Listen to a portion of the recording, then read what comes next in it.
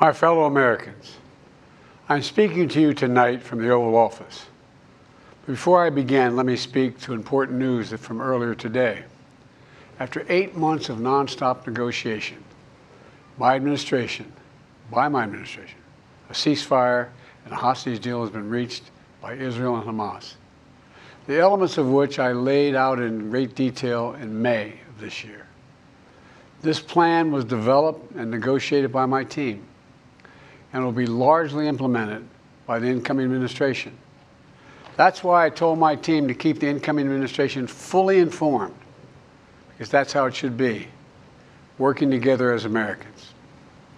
This will be my final address to you from the American people from the Oval Office, from this desk as president. And I've been thinking a lot about who we are, and maybe more importantly, who we should be. Long ago in New York Harbor, an iron worker installed beam after beam, day after day.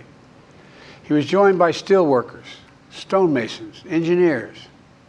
They built not just a single structure, but a beacon of freedom.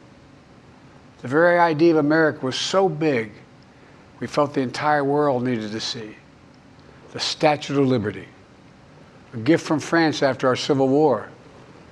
Like the very idea of America, it was built not by one person, but by many people, from every background and from around the world. Like America, the Statue of Liberty is not standing still. Her foot literally steps forward atop a broken chain of human bondage. She's on the march, and she literally moves. She was built to sway back and forth to withstand the fury of stormy weather, to stand the test of time because storms are always coming. She sways a few inches, but she never falls into the current below. An engineering marvel. The Statue of Liberty is also an enduring symbol of the soul of our nation. A soul shaped by forces that bring us together and by forces that pull us apart. And yet through good times and tough times, we've withstood it all.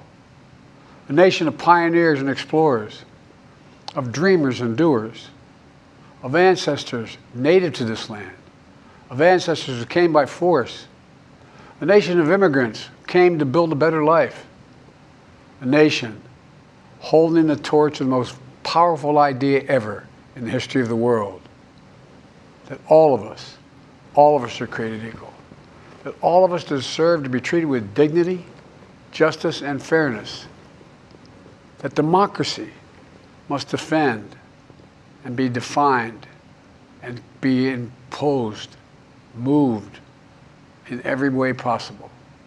Our rights, our freedoms, our dreams. But we know the idea of America, our institution, our people, our values that uphold it are constantly being tested. Ongoing debates about power and the exercise of power. But whether we lead by the example of our power or the power of our example. Whether we show the courage to stand up to the abuse of power or we yield to it. After 50 years at the center of all of this, I know that believing in the idea of America means respecting the institutions that govern a free society. The presidency, the Congress, the courts, a free and independent press. Institutions that are rooted they just might not reflect the timeless words, but they echo the words of the Declaration of Independence.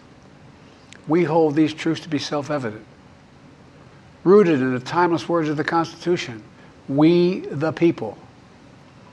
Our system of separation of powers, checks and balances. It may not be perfect, but it's maintained our democracy for nearly 250 years. Longer than any other nation in history that's ever tried such a bold experiment. In the past 4 years, our democracy has held strong. And every day I've kept my commitment to be president for all Americans through one of the toughest periods in our nation's history. I've had a great partner in Vice President Kamala Harris.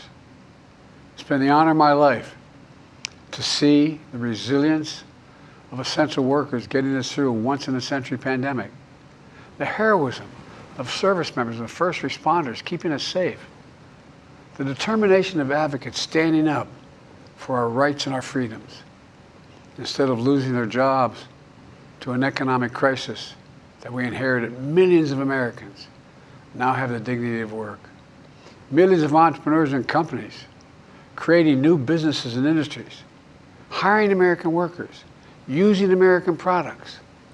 And together, we've launched a new era of American possibilities. One of the greatest modernizations of infrastructure in our entire history, from new roads, bridges, clean water, affordable high-speed internet for every American.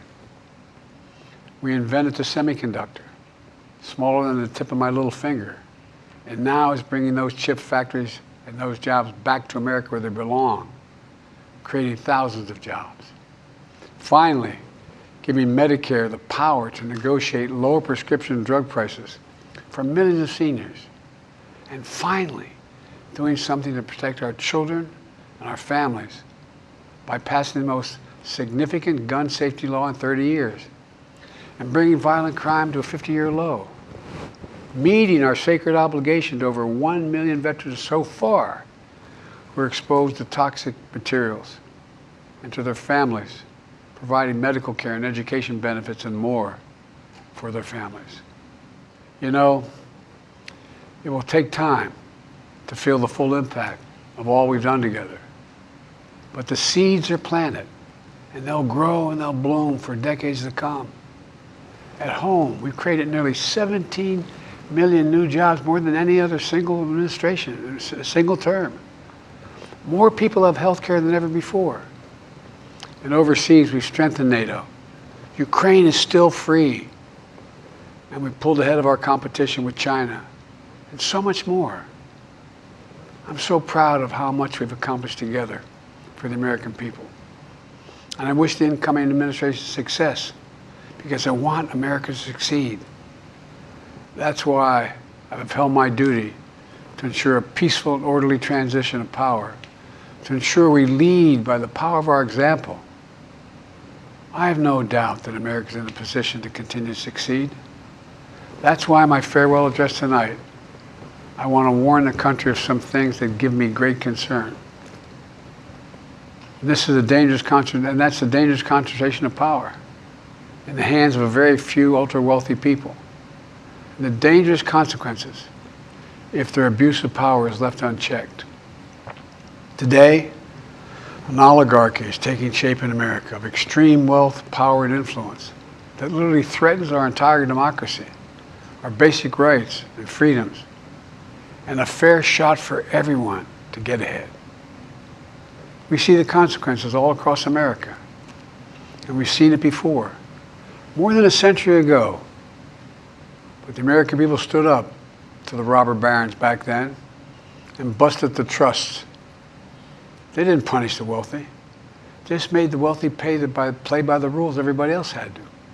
Workers want rights to earn their fair share.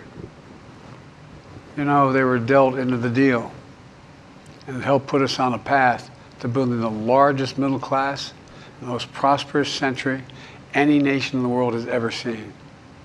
And we've got to do that again. In the last 4 years, that is exactly what we've done. People should be able to make as much as they can, but play by the same rules. Pay their fair share of taxes. So much is at stake. Right now, the existential threat of climate change has never been clearer. Just look across the country, from California to North Carolina. That's why I signed the most significant climate and clean energy law ever in the history of the world, and the rest of the world is trying to model it now. It's working, creating jobs and industries of the future. Now, we've proven we don't have to choose between protecting the environment and growing the economy. We're doing both. The powerful forces want to wield their unchecked influence to eliminate the steps we've taken to tackle the climate crisis, to serve their own interest for power and profit. We must not be bullied into sacrificing the future of our children and our grandchildren. We must keep pushing forward and push faster. There's no time to waste. It's also clear that American leadership in technology is an unparalleled source of innovation that can transform lives. We see the same dangers of the concentration of technology, power, and wealth. You know, his farewell address, President Eisenhower spoke of the dangers of the military-industrial complex. He warned us then about, and I quote, the potential for the disastrous rise of misplaced power, end of quote. 6 decades later, I'm equally concerned about the potential rise of a tech-industrial complex that could pose real dangers for our country as well. Americans are being buried under an avalanche of misinformation and disinformation, enabling the abuse of power. The free press is crumbling. Editors are disappearing. Social media is giving up on fact-checking. The truth is smothered by lies told for power and for profit. We must hold the social platforms accountable to protect our children, our families, and our very democracy from the abuse of power. Meanwhile, artificial intelligence is the most consequential technology of our time, perhaps of all time. Nothing offers more profound possibilities and risks for our economy and our security, our society, for humanity. Artificial intelligence even has the potential to help us answer my call to end cancer as we know it. But unless safeguards are in place, AI could spawn new threats to our rights, our way of life, to our privacy, how we work, and how we protect our nation. We must make sure AI is safe and trustworthy and good for all humankind. In the age of AI, it's more important than ever that the people must govern. And as the land of liberty, America, not China, must lead the world in the development of AI. You know, in the years ahead, it's going to be up to the president, the presidency, the Congress, the courts, the free press, and the American people to confront these powerful forces. We must reform the tax code, not by giving the biggest tax cuts to billionaires, but by making them begin to pay their fair share. We need to get dark money. That's that hidden funding behind too many campaigns contributions. We need to get it out of our politics. We need to enact an 18-year time and term, for the strongest ethics reforms for our Supreme Court. We need to ban members of Congress from trading stock while they're in the Congress. We need to amend the Constitution to make clear that no president is immune from crimes that he or she commits while in office. The president's power is not limited. It's not absolute, and it shouldn't be. And in a democracy, there's another danger to the concentration of power and wealth. It erodes a sense of unity and common purpose. It causes distrust and division. Participating in our democracy becomes exhausting and even disillusioning. And people don't feel like they have a fair shot. We have to stay engaged in the process. I know it's frustrating. A fair shot is what makes America, America. Everyone's entitled to a fair shot. Not a guarantee, but just a fair shot. An even playing field. Going as far as your hard work and talent can take you. We can never lose that essential truth, remain who we are. I've always believed, and I've told other world leaders, America can be defined by one word: possibilities. Only in America do we believe anything is possible. Like a kid with a stutter from modest beginnings in Scranton, Pennsylvania, and Claremont, Delaware, sitting behind this desk in the Oval Office as President of the United States. That's the magic of America. It's all around us. Upstairs in the residence of the White House, I've walked by a painting of the Statue of Liberty I don't know how many times. In the painting, there's several workers climbing on the outstretched arm of the statue that holds the torch. It reminds me every day I pass it of the story and soul of our nation and the power of the American people. There's a story of a veteran. This is a veteran, the son of an immigrant, whose job was to climb that torch and polish the amber panes so rays of light could reach out as far as possible. He was known as the keeper of the flame. He once said of the Statue of Liberty, quote, "speaks a silent universal language, one of hope that anyone who seeks and speaks freedom can understand." Yes, we sway back and forth to withstand the fury of the storm, to stand the test of time. A constant struggle, a short distance between peril and possibility.